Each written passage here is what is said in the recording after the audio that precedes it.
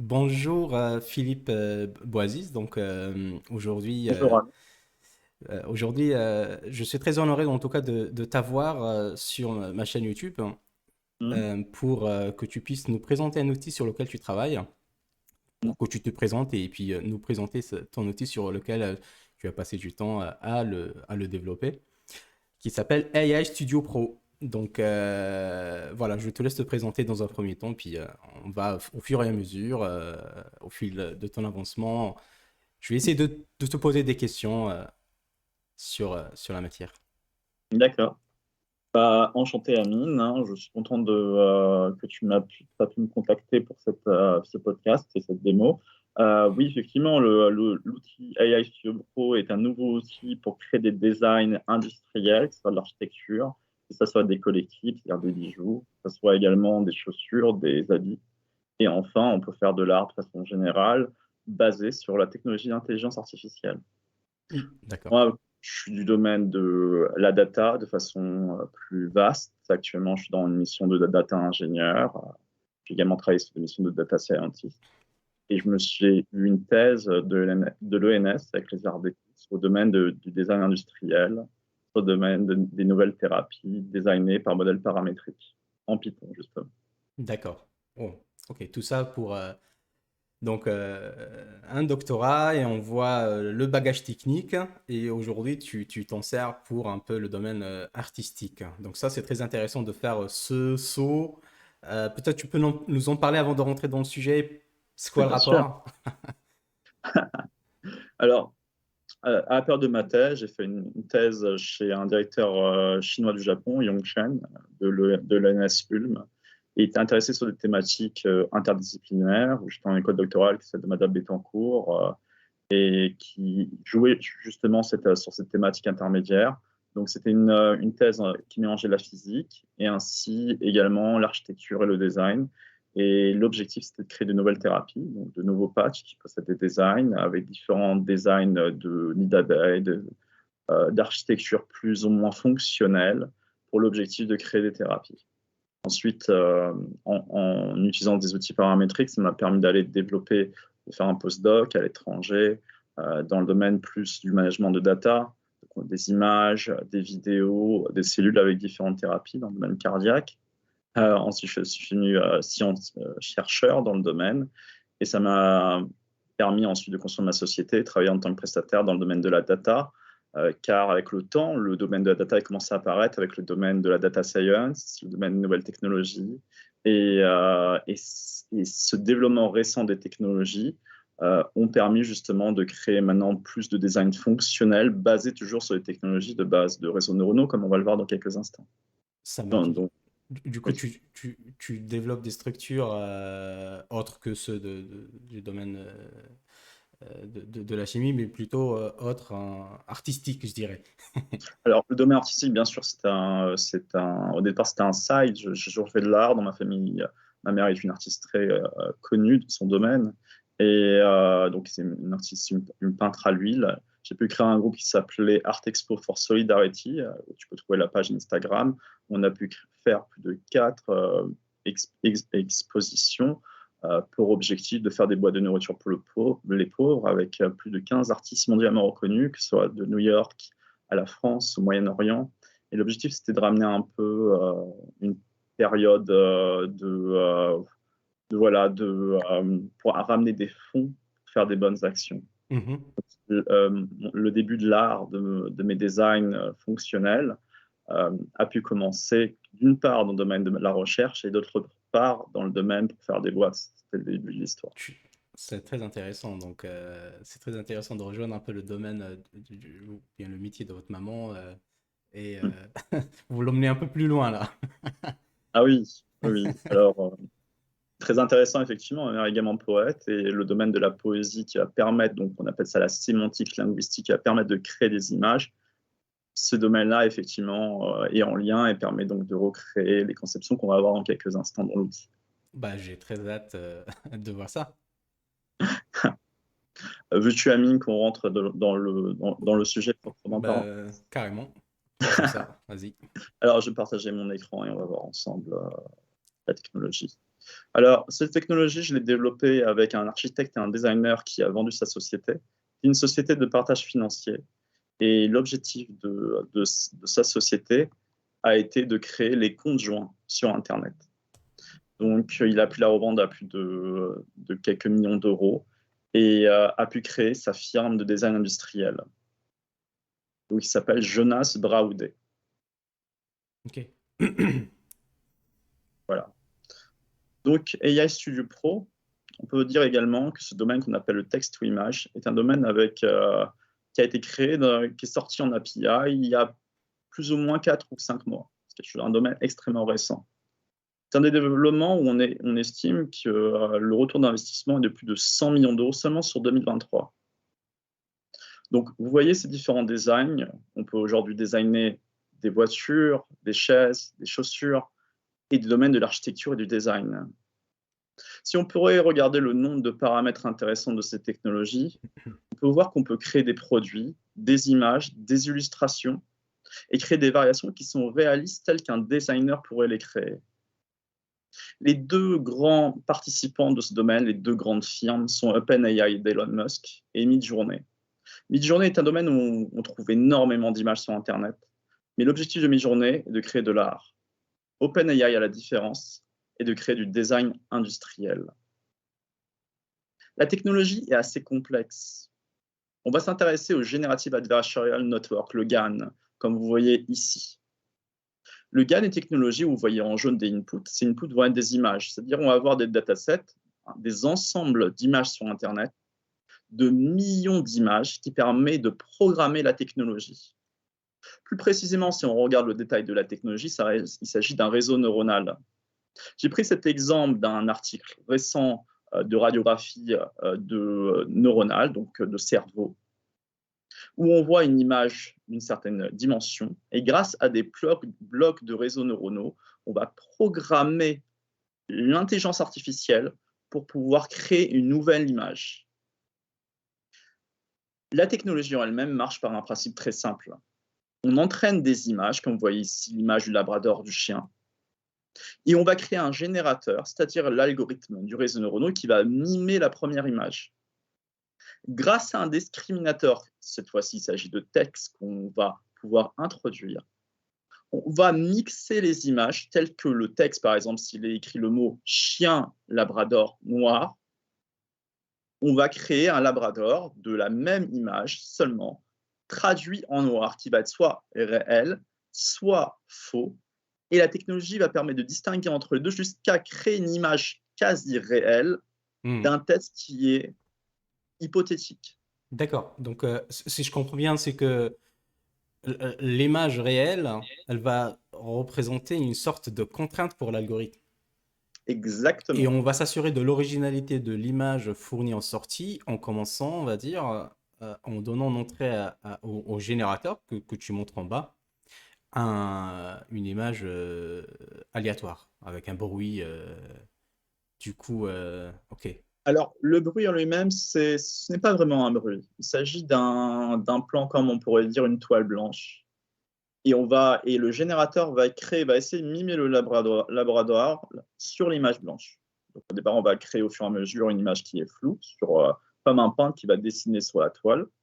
Et au fur et à mesure, on va avoir des guides en texte, une guidance en texte, qui va permettre d'orienter est-ce que le labrador va être blanc ou le fond va être marron au fur et à mesure de la génération. D'accord. Et ce processus, il est non supervisé. Alors, c'est un processus, est-ce qu'on peut parler de supervision dans le domaine du GAN? C'est complexe, c'est un mélange, disons ça comme ça, entre supervisé et non supervisé, entre un algorithme où on veut avoir un certain tag et des clusterisations, donc des clusters d'images. Donc, c'est un mélange. Oui, ok.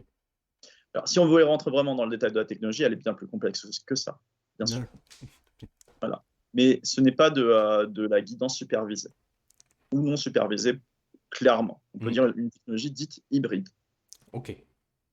Ensuite, on va imposer des filtres par Python. Il s'agit de filtres d'image, de style, qui va nous permettre de créer, là on voit un exemple simple, qui va permettre de rajouter un style à une image, par exemple, de chat, voyez, on rajoute un style. Alors les styles, ceci de simplification, on va voir qu'il existe divers styles.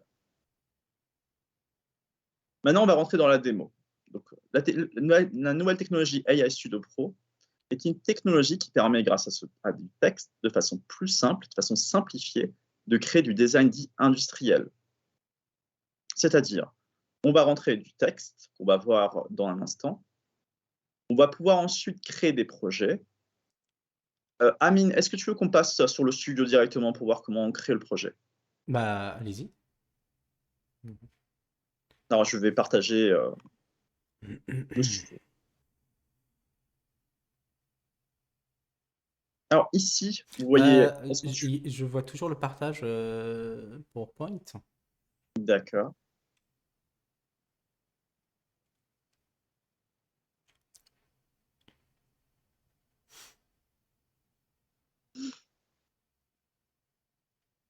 Est-ce que c'est bon? Oui, parfaitement. D'accord. Donc, Donc, vous voyez ici, on va choisir une collection. D'abord, on peut créer un nouveau projet. Donc, si on crée un nouveau projet ici, on va avoir un ensemble de projets. Donc, on va nommer un projet et on va avoir 4 domaines: l'architecture, le fashion, l'industrie et les collectifs. Donc, tout ce qui va être bijouterie ou d'autres objets qui n'est pas dans le domaine de l'industrie, dans le design industriel directement. Donc, ensuite, on choisit une collection va être créée. On a 4 collections, on peut en avoir plus. Ensuite, on choisit la collection shoes, par exemple les chaussures. Et on va rajouter un texte, une résolution. On peut avoir le choix de 3 résolutions. Dans la formule professionnelle, on peut jusqu'à augmenter à 1024 sur 1024. On va ensuite rajouter un ensemble de filtres. Donc ici, par exemple, le type. On va pouvoir choisir entre des t-shirts, des chaussures, des jeans, un ensemble de paramètres intéressants pour essayer de créer une collection qui est en rapport avec la chaussure, bien sûr. Ensuite, on va avoir des références. Est-ce qu'on veut que ce soit des designs de type architectural? On va pouvoir choisir aussi des styles de type new-yorkais, baroque. Les choix sont quasiment infinis. Et ces paramètres vont influencer l'image style image de tout à l'heure ou Exactement. Ok. Alors, l'ensemble de ces paramètres est créé grâce à un ensemble d'algorithmes en amont de la technologie, donc dans l'interface de la technologie, qui vont permettre justement de créer la bonne combinaison qui va créer un design de type industriel. Car avec ce type de technologie, il est possible de tout faire. Mais le problème, c'est qu'on se perd un peu dans le flou du fait qu'on peut trop faire et on ne trouve pas ce qu'on veut vraiment. Avec l'intérêt de cette interface, c'est de créer de façon simple un design qui peut être industriel. Là, je vois, ça, c'est quel, par exemple, quels sont les paramètres que tu as choisis pour Alors, ce design? pour la démo, j'ai pu rajouter seulement les paramètres de base ici, mais à chaque paramètre, il y a un ensemble de paramètres dans le fil directement. Par exemple, dès qu'il est écrit ici, il y a un ensemble de caractéristiques, par exemple, au poisson, des références diverses. Pour simplifier le processus, à travers les filtres, on rajoute seulement un seul mot. Donc, voilà, ici, j'ai choisi la mer, j'ai choisi le style art déco, j'ai choisi le style New York et l'architecture de Zaha Hadid, que j'aime beaucoup. Et ensuite, j'ai choisi que le design soit quelque chose qui va être des chaussures à base d'air, un peu comme des Nike Air. On voit le design qui est créé, un ensemble de designs. On va ensuite pouvoir choisir à créer des variations ou créer une collection. Donc, on choisit avec le cœur la collection. Une fois qu'on a créé la collection, on obtient les designs qui ont été choisis, c'est-à-dire les meilleurs designs qu'on a sélectionnés. Enfin, une fois qu'on a créé ces designs-là, on peut soit sauvegarder, récupérer l'image en PNG ou un ensemble de formats, soit les partager sur les réseaux ou sur la marketplace. Et on peut également copier le prompt, c'est-à-dire copier le texte qui va nous permettre de générer des designs qui ressemblent à celui-ci précisément, ou créer des nouvelles variations. Enfin, les images les meilleures sélectionnées peuvent être vendues sur la marketplace. On propose aux clients un ensemble des designs dans notre marketplace avec un ensemble de prompts qui sont accessibles. Les prompts sont précises mais nécessitent plus de paramètres et ils sont à l'achat, car le texte finalement est assez vaste pour pouvoir créer l'image précisément. On va avoir des designs divers, comme on peut le voir ici, d'habits, de design, de voitures, d'architecture, qui sont obtenables facilement en copiant les prompts. D'accord. Mais donc, si je comprends bien, on revient sur l'interface, on crée des collections à partir des champs de texte et des paramètres, hein. On a Hmm, des... Ouais. exactement. Ensuite, on peut obtenir facilement les images en les sauvegardant. Et on récupère par exemple cette structure qui entoure.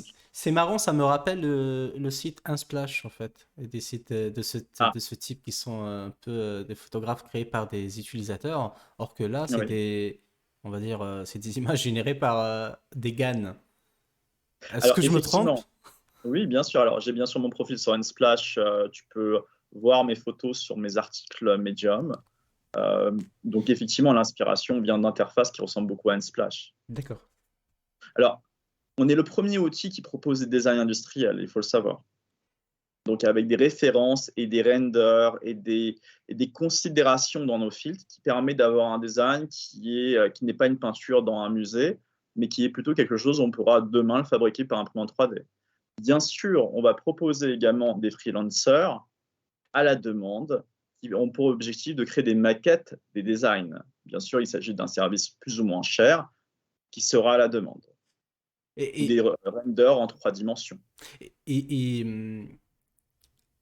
ah, ah, qui est, on va dire, cet outil est destiné pour qui en fait? Quel type d'industriel? Parce que là, les industriels, il y en a beaucoup, mais est-ce que tu as un secteur que tu ciblé par exemple, ou ça peut peut-être avantager un secteur par rapport à d'autres?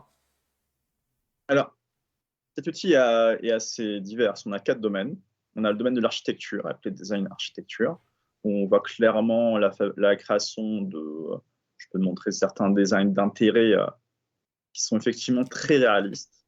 Par rapport aux technologies qu'on obtient actuellement, si tu peux trouver des immeubles sur Midjourney ou sur Bali, on observe cette fois-ci des designs qui sont très centrés, où on peut spécifier la superficie au sol, un ensemble de paramètres qui permettent de créer vraiment un bâtiment où la prochaine étape, c'est qu'avec le freelancer ou avec nous, on peut créer vraiment un plan d'architecture, quelque chose qui peut être vraiment créé et construit en maquette. Donc, on va également proposer un service de maquettage. Donc, l'un des audiences, ce sont les architectes, les designers, mais également ceux qui veulent créer des architectures un peu futuristes, qui veulent les vendre sous forme d'images, sous forme d'NFT par exemple. Donc, toutes ces images-là sont peut-être partagées sur la marketplace sous forme d'NFT. Et on peut avoir des designs un peu plus, comme on voit ici, on a un ensemble de textes qui sont très longs, qui peuvent durer plusieurs pages, ou sont amenés, on peut les acheter directement et on peut les améliorer pour créer quelque chose de déjà assez complexe. Donc si moi je peux générer mes propres images, je pourrais les inclure ici sur cette marketplace. Exactement. Alors la bêta est bientôt en accès, on a inscription sur la bêta. Pour justement, par exemple, cet immeuble-là, on voit que le design est très réaliste. On peut jusqu'à choisir le nombre d'étages, la forme, la réalité. On est vraiment dans quelque chose de concret, le matériau. Et c'est ça la grande différence. Donc l'une des audiences, c'est l'architecture et les designers, les gens classiques. Maintenant, les gens de l'audience qui veulent s'y intéresser. La deuxième thématique, bien sûr, ce sont les habits ou le design industriel. On va avoir par exemple les designers chez Ikea ou chez des grandes sociétés qui veulent créer des verres avec des designs un peu plus architecturales. Par exemple, ici on a vu le design de Zaha Hadid mélangé à Tesla, qui donne quelque chose de assez intéressant. De chaises, de vélos. On peut également créer du design de type automobile très précis, des voitures, un ensemble de paramètres, des bus, des trains, Oui, bah, des choses très précises. j'imagine aussi le domaine du luxe. En fait, Alors, le je vois là luxe. le sac avec la voiture et tout. Exactement. Alors, ça donne une nouvelle créativité. Des habits également. Là, j'ai choisi un style plus japonisant. On a fait beaucoup. On a juste choisi les meilleurs. Il y a des gens qui veulent s'intéresser plus à des designs de type, on peut dire, artistique. Donc, on a des collectibles, c'est-à-dire des bijoux. Avec un ensemble de paramètres, on peut choisir véritablement la taille, l'épaisseur, la taille, le nombre dans la disposition et d'avoir un rendu qui ressemble à ceux observés par les joailleries modernes, comme par exemple ici avec une. run ou des boucles de règles. On va y avoir l'industrie du textile, les chaussures, les habits. Et également, récemment, on a rajouté les jardins, l'habitation des jardins et l'urbanisme. Je me permets de revenir peut-être par quoi tu as commencé cette présentation en disant que tu as développé cet outil en collaboration avec un architecte, Oui, c'est ça. Et oui, bien je sûr. voulais voir comment ils voient l'arrivée de ces outils. Est-ce qu'ils ont peur? Est-ce qu'ils les accueillent à bras ouverts? Vu que c'est un algorithme qui va générer un peu ce qu'ils font de leur métier. Enfin, il va répliquer leur métier puissance 10, quoi. Au plus. Alors, Amine, il faut savoir une chose, c'est que aujourd'hui, ces designs ne sont pas des rendus directement 3D de type Rhino. Ils nécessitent un travail du designer ou de l'architecte pour les rendre un modèle en 3 dimensions maquettable. Et c'est ça qui fait que demain, le designer n'a pas à s'inquiéter. Bien sûr, ça permettra de créer des images de plus en plus concrètes, mais aujourd'hui, avec les millions de données sur Internet, on a une inspiration. Là, on peut dire qu'il s'agit d'une inspiration guidée. Il y a beaucoup de gens dans le monde qui disent que c'est un peu voler le travail de l'artiste, car on récupère des styles d'artistes et on les mélange. Mais est-ce que ce n'est pas le travail du créateur de prendre des designs et de les mélanger pour créer des nouvelles choses? Finalement, il s'agit du travail du designer moderne. C'est la nouvelle trend dans tous les cas. Et est-ce que tu peux parler en fait entre le lien euh, avec ces images-là et ce que tu as présenté avant avec les GAN? Est-ce que tu peux dire quelques mots sur le lien entre... Ça, c'est un peu le résultat qui est fourni par ces algorithmes? Exactement. L'interface est très simplifiée, sous forme d'API, comme on a pu travailler ensemble dans nos travaux précédents. C'est quelque chose de. L'objectif est de simplifier, de rendre accessible à tous des technologies qui sont vraiment très complexes. L'API de ces technologies de type GAN est apparue sur Internet il y a 3 ou 4 mois seulement. Mm.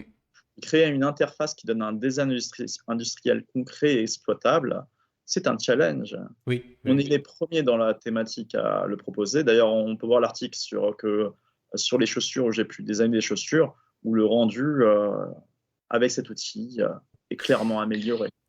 Et est-ce que des gens comme des créateurs de contenu qui ont besoin, par exemple, ils rédigent des articles ou des magazines et qu'ils ont besoin de ne pas se prendre la tête avec le copyright des images, est-ce qu'ils peuvent ici venir générer leurs propres images? Comme ça, ils sont sûrs qu'ils ne vont pas utiliser le contenu de quelqu'un d'autre.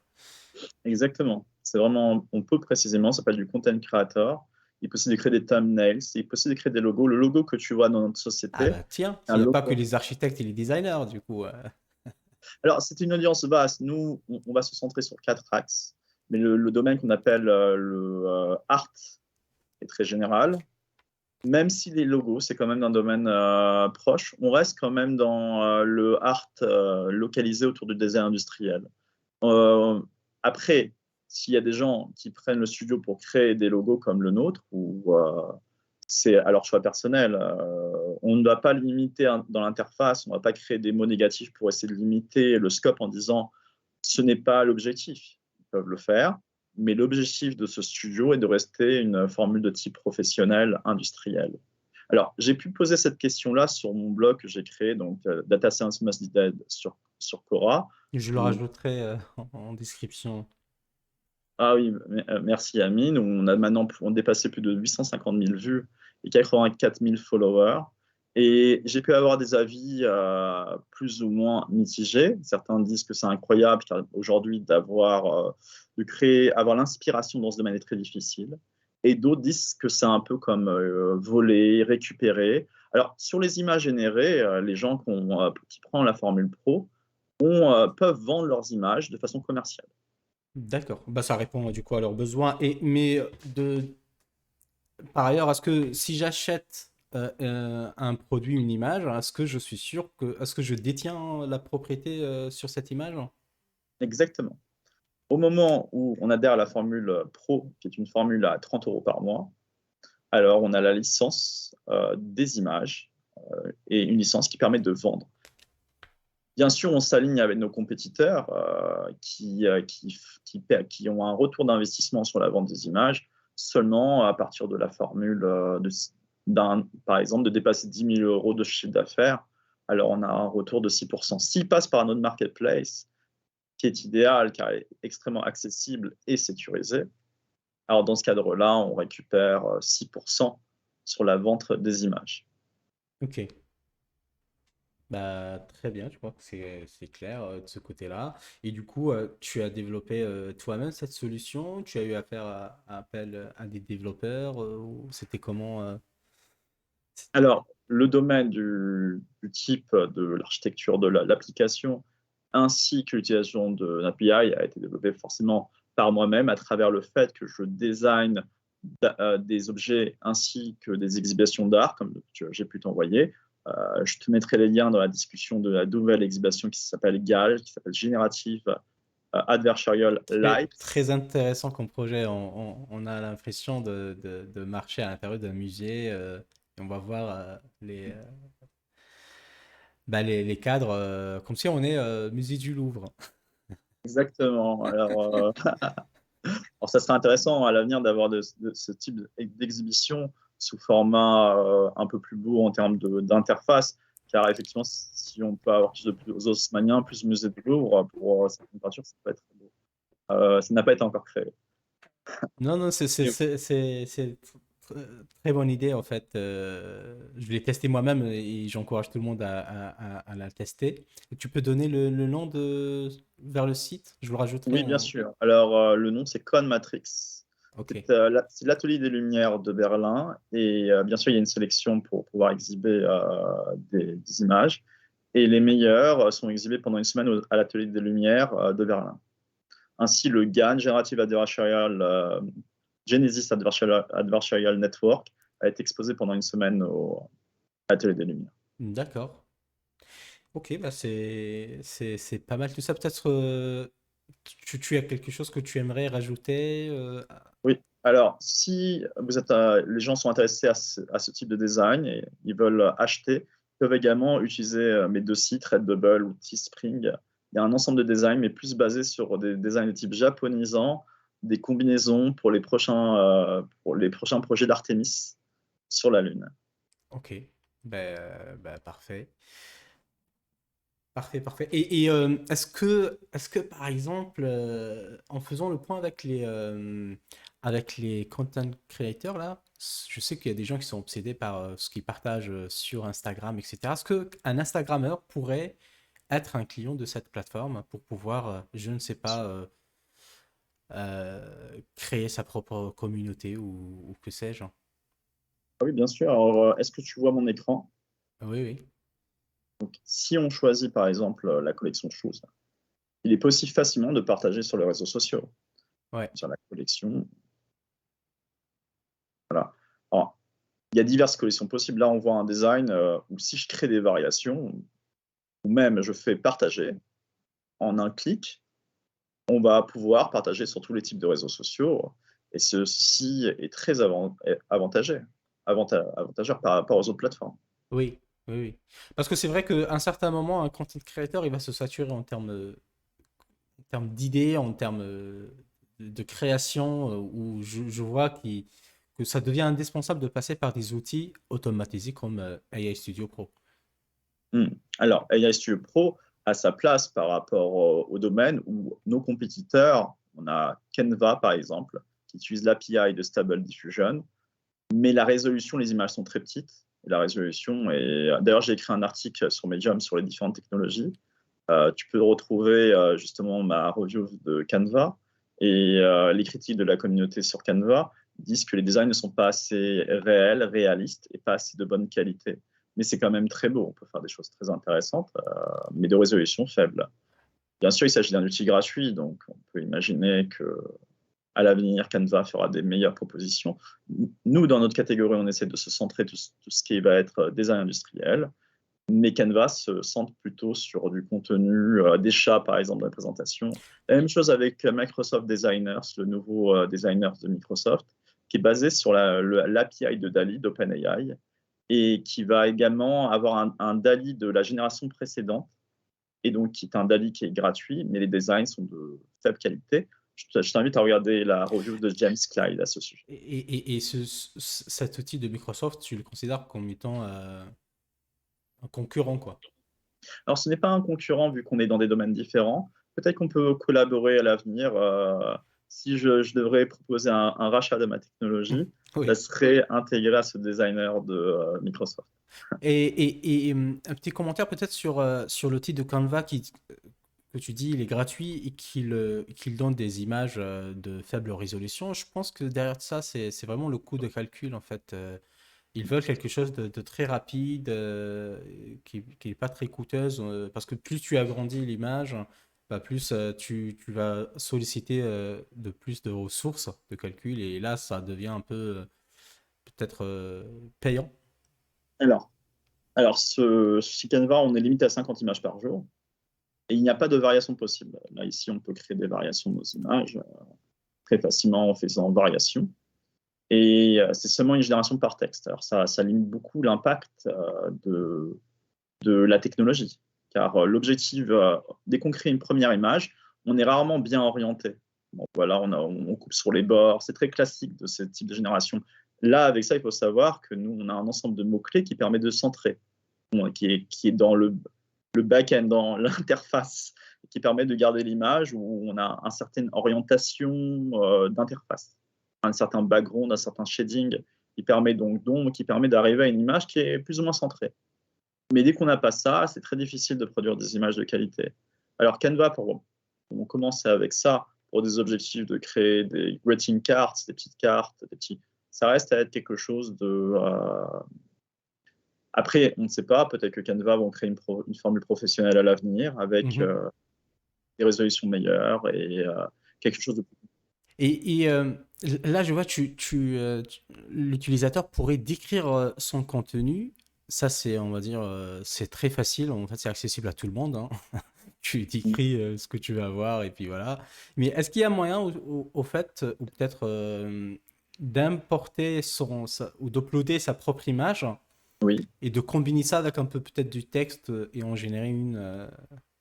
Est-ce que ça, Alors, c'est tout? c'est en développement. On l'a commencé, effectivement. Mais ça nécessite d'autres types d'algorithmes, de transfer learning, comme Mhm. voilà, qui permet de mélanger, donc de récupérer des images, de les mélanger, les améliorer, créer des variations. Alors ça a beaucoup d'impact car demain quelqu'un prend une photo d'une pomme, on la rajoute et on crée tous les angles possibles de cette pomme de façon artificielle. Et ça nous permet également de créer des nouveaux types d'ensemble de datasets, donc de la valeur en termes de data.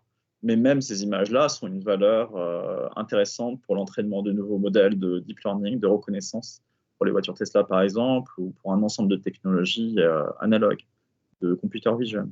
Mhm. Voilà.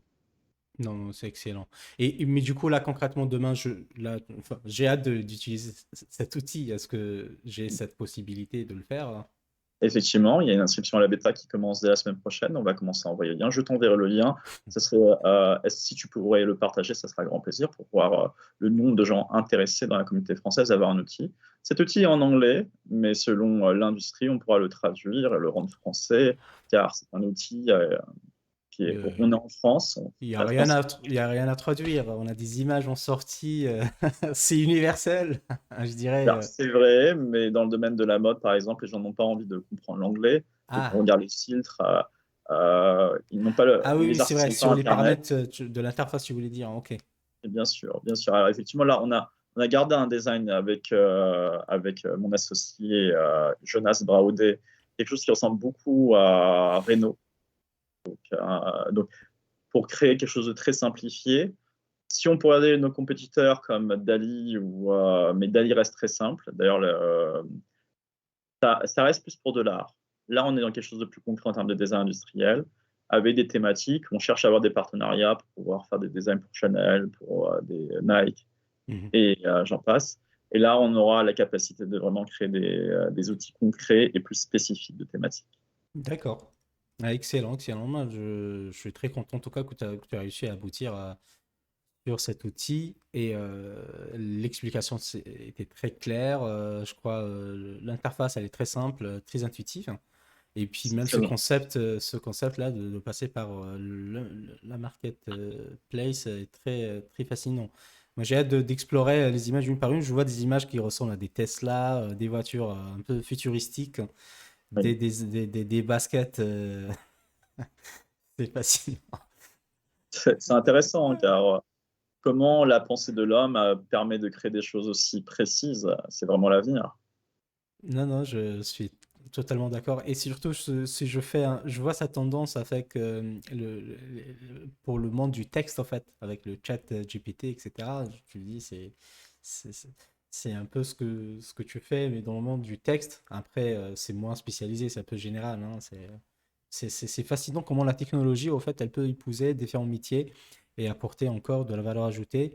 Et Mm. moi, je suis d'accord avec le premier courant de pensée de dire ces technologies vont changer, certes, la manière dont l'artiste va travailler, mais je ne pense pas que ça va venir supprimer son métier. Ça va, si je peux dire, lui faciliter un peu et être là comme un outil supplémentaire pour qu'il puisse faire des choses mieux qu'il faisait ce qu'il faisait avant et plus rapide surtout. C'est ça l'avantage avec les technologies, c'est qu'on peut aller très vite. Au lieu de générer une image dans, je sais pas moi, une semaine, on peut aller avec des centaines en même pas un jour, quoi. Effectivement, après, comme tout, ça nécessite une certaine expertise.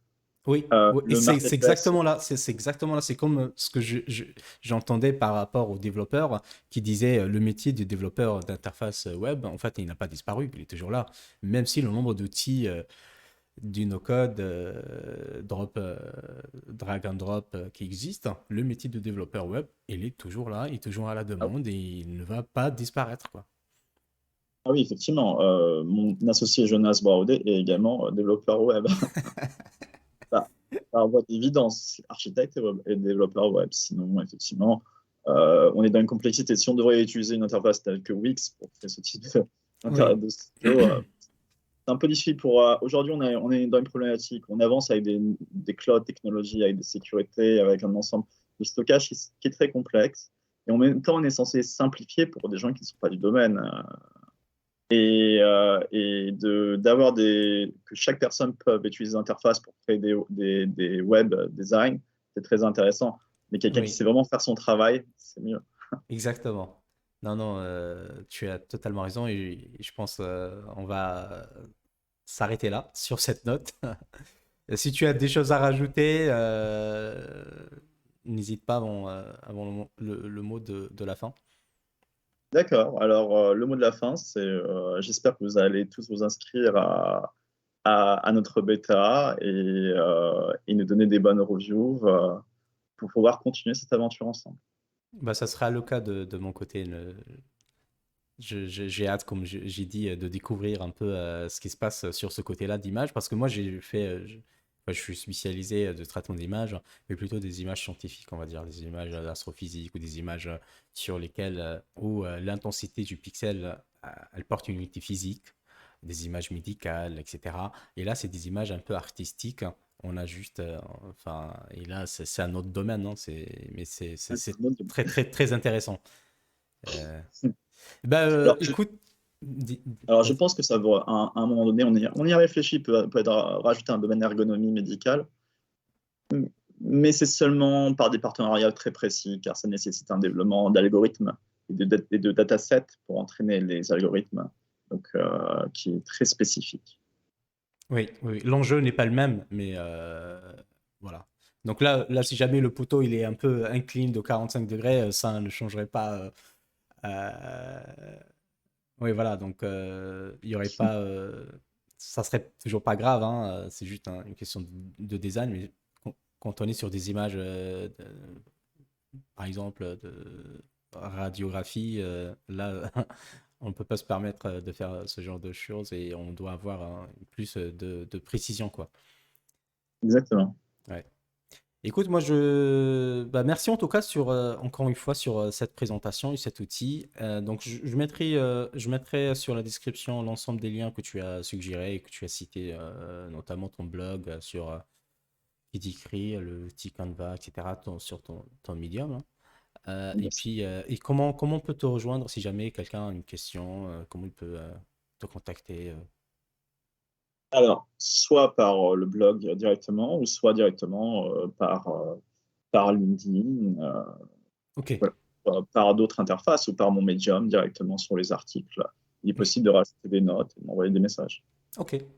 Bah, c'est super. Écoute, merci beaucoup, Philippe. Je te remercie encore une fois et tu es toujours le bienvenu si jamais cet outil se développe. J'aurais, tu es le bienvenu pour revenir passer nous mettre à jour. Bien sûr, avec grand plaisir. Merci à toi, Amine, pour cet entretien.